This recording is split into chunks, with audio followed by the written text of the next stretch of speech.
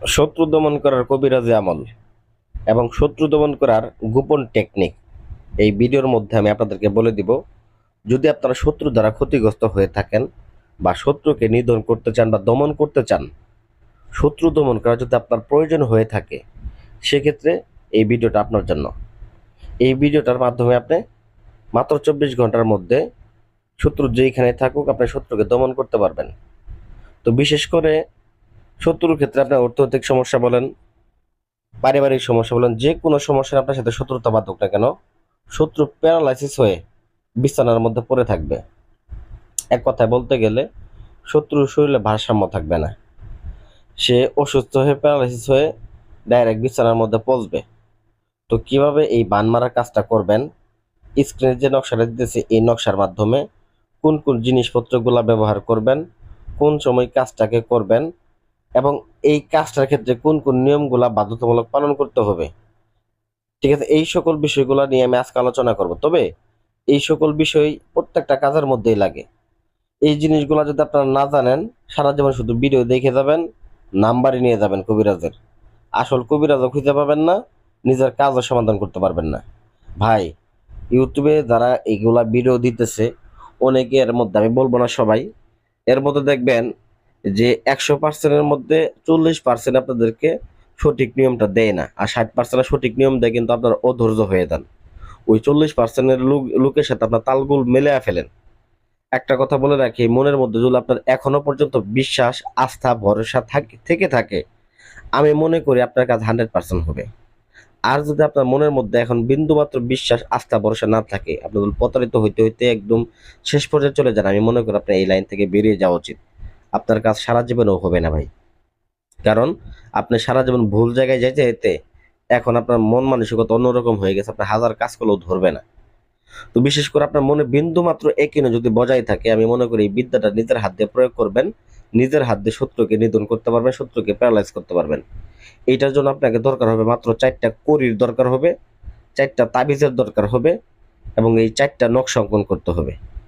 নকশাটা অঙ্কন করবেন কোন সময়, কি বার, শনিবার অথবা মঙ্গলবার দিন আসন করে বসতে হবে। তো আসন কিভাবে বলতে করতে হয় এগুলা কিন্তু আমরা প্রত্যেকটা ভিডিওতে বলে দেই। মোমবাতি আগরবাতি জ্বালায় পাক পবিত্র হয়ে নিরিবিলি স্থানে এগুলো আসন করে বসতে হবে। তো আরো বেশ কিছু নিয়ম বিধি আছে, আসলে এগুলো শর্ট ভিডিওতে তো কিছু বলা সম্ভব না। আমি কাদের যে নিয়মটা আছে, এই বিদ্যার নিয়মটা বলেইতেছি। আসন করে বসে এই বিদ্যাটাকে আপনারা 4টা নকশা অঙ্কন করবেন।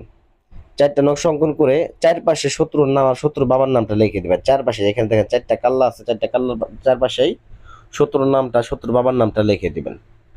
লিখে 4টা তাবিজের মধ্যে ভরবেন। নকশাটা লিখবেন কি দিয়ে, দেখেন কাম সিঁদুর, ঠিক একদম অরিজিনাল কাম সিঁদুর দ্বারা।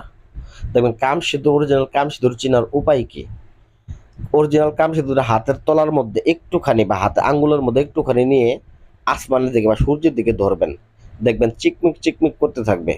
তবে এইগুলা কিন্তু অনেক অসাধু ব্যবসায়ী আছে যারা কিন্তু এর মধ্যে জরি লাগায় কিন্তু ওরকম ভাবে আপনাদেরকে দেখাবে, কিন্তু আসলে ওইটা অরিজিনাল না।